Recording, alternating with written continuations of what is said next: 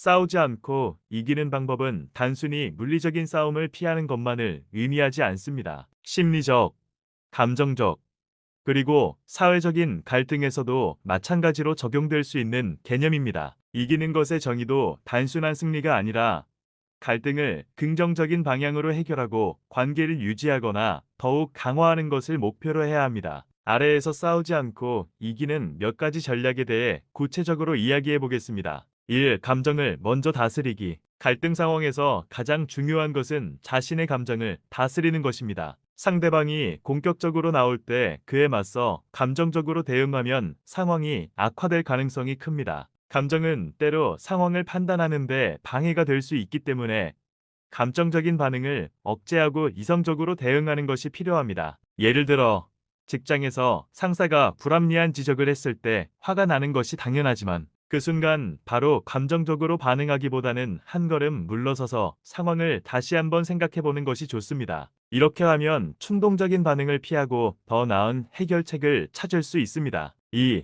경청하고 공감하기. 상대방의 말을 경청하는 것은 갈등을 해결하는 데 있어 매우 중요한 역할을 합니다. 상대방이 자신을 이해받고 있다고 느낄 때 그들의 공격적인 태도는 누그러지기 마련입니다. 진정으로 상대방의 입장에서 생각하고 공감하는 것이 중요합니다. 예를 들어 가족이나 친구와의 의견 차이가 생겼을 때 상대방의 말을 중간에 끊지 않고 끝까지 들어주는 것만으로도 큰 갈등을 피할 수 있습니다. 그 후에 네가 그렇게 느낀 이유를 알 것 같아라고 말하면서 그들의 감정에 공감하는 표현을 사용하면 상대방은 마음을 열고 더 원활하게 대화를 이어갈 가능성이 큽니다. 3.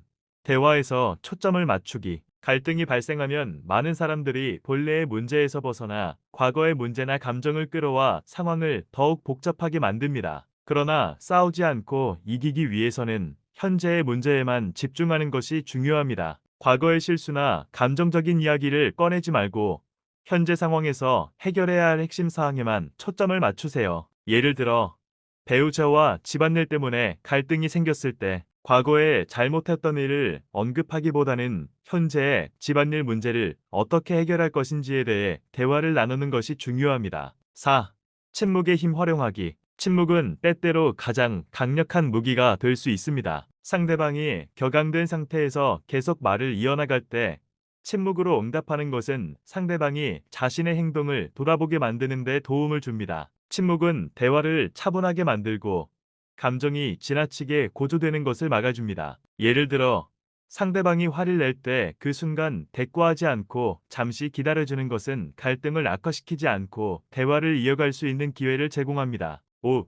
유머 감각을 활용하기. 유머는 갈등 상황에서 분위기를 풀어주는 좋은 방법입니다. 너무 심각한 상황에서도 적절한 유머는 긴장감을 완화시키고 양측이 한 발 물러서서 상황을 다시 바라볼 수 있게 합니다. 예를 들어 친구와의 오해로 분위기가 쌓여졌을 때 가볍게 우리 이렇게 싸울 시간에 맛있는 걸 먹으러 가는 게 어때? 라고 말하면서 웃음을 유도하면 갈등이 쉽게 풀릴 수 있습니다. 다만 상황에 따라 유머가 불쾌하게 받아들여질 수 있으니 상대방의 반응을 잘 살펴보는 것이 중요합니다. 6. 해결책을 제시하기. 싸우지 않고 이기기 위해서는 단순히 자신의 의견을 관철하는 것이 아니라 서로 윈윈할 수 있는 해결책을 제시하는 것이 중요합니다. 일방적으로 누군가가 이기는 것이 아니라 서로의 이익을 고려한 합리적인 타협점을 찾는 것이죠. 예를 들어 직장에서 동료와 업무 배분 문제로 갈등이 생겼을 때 내가 이 부분을 담당할 테니 너는 이 부분을 맡아줘. 이렇게 하면 서로 더 효율적으로 일할 수 있을 것 같아 라고 제안하는 방식입니다. 이런 해결책을 제시하면 상대방도 더 긍정적으로 반응할 가능성이 큽니다. 7. 직접적인 공격 피하기. 상대방이 감정적으로 나올 때 그에 대해 직접적으로 공격하는 것은 상황을 더욱 악화시킬 뿐입니다. 상대방의 말을 꼬투리 잡거나 비난하는 대신 문제의 핵심에 집중하여 논리적으로 대응하는 것이 중요합니다. 예를 들어 누군가가 당신을 비판할 때 내 말이 틀렸어라고 말하는 대신 내 생각은 좀 다른데 이런 이유 때문이야 라고 표현하는 것이 훨씬 더 생산적입니다. 8. 마음을 열고 배움의 자세 갖기. 때로는 싸우지 않고 이기기 위해서는 자신의 잘못을 인정하는 것도 필요합니다. 무조건 자신의 의견을 고수하는 것이 아니라 상대방의 의견을 듣고 그것이 타당하다고 생각되면 인정하고 배움의 자세로 대화에 임하는 것이 중요합니다. 이렇게 하면 상대방도 당신을 더 존중하게 되고 갈등이 쉽게 해결될 수 있습니다. 결론, 싸우지 않고 이기는 것은 단순한 승리가 아니라 갈등을 평화롭게 해결하고 관계를 더욱 긍정적으로 발전시키는 것을 의미합니다. 감정을 다스리고 상대방의 입장을 공감하며 해결책을 제시하는 등의 전략을 통해 우리는 불필요한 싸움을 피하면서도 더 나은 결과를 얻을 수 있습니다. 또한 싸우지 않고 이기는 방법은 일상생활뿐만 아니라 직장, 가정, 친구 관계에서도 매우 중요한 전략입니다. 우리가 매일 마주하는 갈등 상황은 단순한 오해에서부터 깊은 감정적 충돌에 이르기까지 다양한 형태로 나타나는데, 이러한 상황에서 현명하게 대처하는 법을 익히는 것은 개인의 심리적 성장과 행복에 큰 영향을 미칩니다. 이전에 이야기한 방법들을 보완하면서 더 구체적이고 실질적인 접근법을 소개하겠습니다. 1. 자신을 이해하고 상대방의 감정을 인식하기. 갈등 상황에서 자신이 왜 화가 나는지 혹은 불편함을 느끼는 이유를 먼저 이해하는 것이 중요합니다. 대부분의 갈등은 단순히 겉으로 드러난 문제뿐만 아니라 그 이면에 숨겨진 감정과 욕구에서 비롯됩니다. 예를 들어 직장에서 동료와 협업을 하다가 의견 차이가 발생할 때, 겉으로는 단순히 업무 방식을 두고 다투는 것처럼 보이지만 실제로는 인정받고 싶은 욕구나 자신의 권한을 지키고 싶은 마음에서 비롯된 것일 수 있습니다. 이때 자신이 왜 그렇게 느끼는지 감정의 근원을 파악하면 더 이성적으로 대처할 수 있습니다. 더불어 상대방의 감정을 인식하는 것도 중요합니다. 이 사람이 왜 이렇게 화를 내고 있을까? 라는 질문을 통해 상대방의 입장을 이해하려고 노력하면 갈등 해결의 실마리를 찾을 수 있습니다. 이러한 자기 이해와 타인에 대한 공감은 불필요한 오해와 갈등을 줄이는 데 큰 도움이 됩니다. 2. 비폭력 대화, NBC 기술 사용하기. 비폭력 대화는 심리학자 마샬 로젠버그가 개발한 의사소통 방식으로 갈등 상황에서 매우 유용한 도구입니다. 비폭력 대화는 주로 4가지 단계로 이루어집니다. 1. 관찰, 상대방의 행동을 평가하거나 판단하지 않고 있는 그대로 관찰하는 것입니다. 예를 들어, 너는 항상 늦어 라고 말하는 대신 오늘 10분 늦었네 라고 구체적으로 표현하는 것입니다. 2. 감정, 자신이 느끼는 감정을 솔직하게 표현합니다. 상대방을 비난하거나 책임을 묻는 것이 아니라 네가 늦었을 때 나는 답답함을 느꼈어와 같이 자신의 감정에 집중하는 방식입니다. 3. 욕구, 그 감정이 왜 발생했는지, 어떤 욕구에서 비롯된 것인지 설명합니다. 예를 들어, 나는 우리 회의가 정시에 시작되기를 바라서라고 말합니다. 4.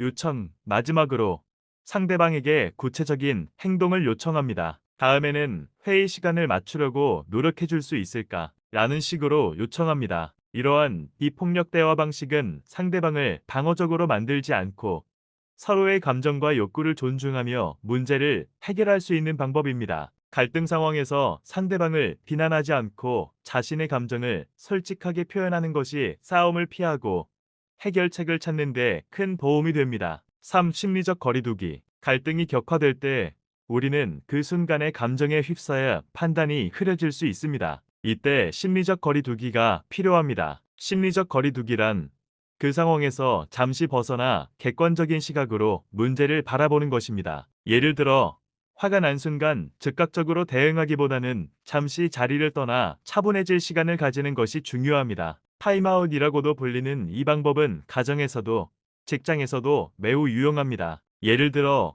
가족 간의 다툼이 발생했을 때 잠깐 나가서 산책하고 올게라며 시간을 가지는 것은 갈등을 심화시키지 않고 차분히 해결책을 모색할 수 있는 시간을 제공해 줍니다. 이는 감정적인 격앙 상태에서 잘못된 결정을 내리는 것을 방지해주며 다시 돌아왔을 때 상황을 더 차분하게 바라보고 합리적인 대화를 나눌 수 있게 해줍니다. 4.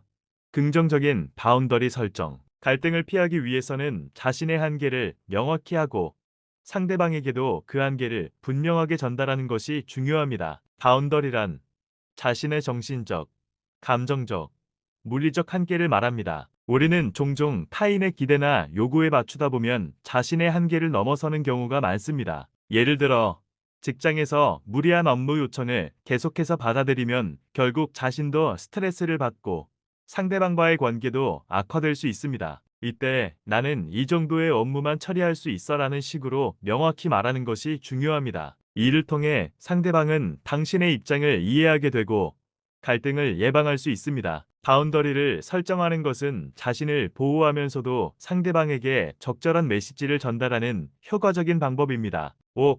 감사 표현과 긍정적인 피드백. 싸우지 않고 이기기 위해서는 상대방의 긍정적인 행동을 강조하고 갈등 상황에서도 감사의 표현을 잊지 않는 것이 중요합니다. 사람들은 보통 비판을 받으면 방어적이 되고 갈등이 심화될 가능성이 큽니다. 하지만 긍정적인 피드백을 받으면 마음이 열리고 갈등 해결의 실마리를 찾을 가능성이 높아집니다. 예를 들어 직장 동료와 갈등이 생겼을 때 너와 협업할 때 이런 부분이 정말 좋아라며 긍정적인 피드백을 주면 상대방은 더 기꺼이 대화에 임하게 됩니다. 6.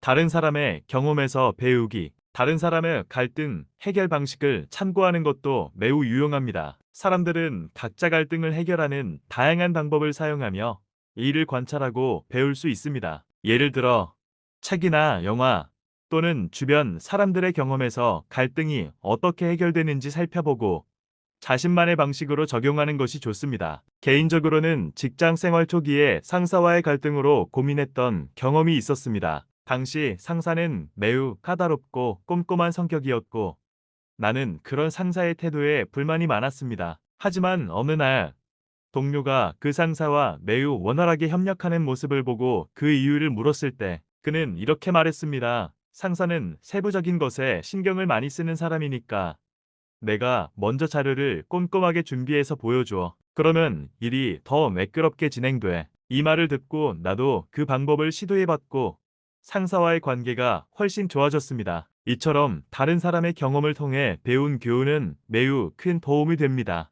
또한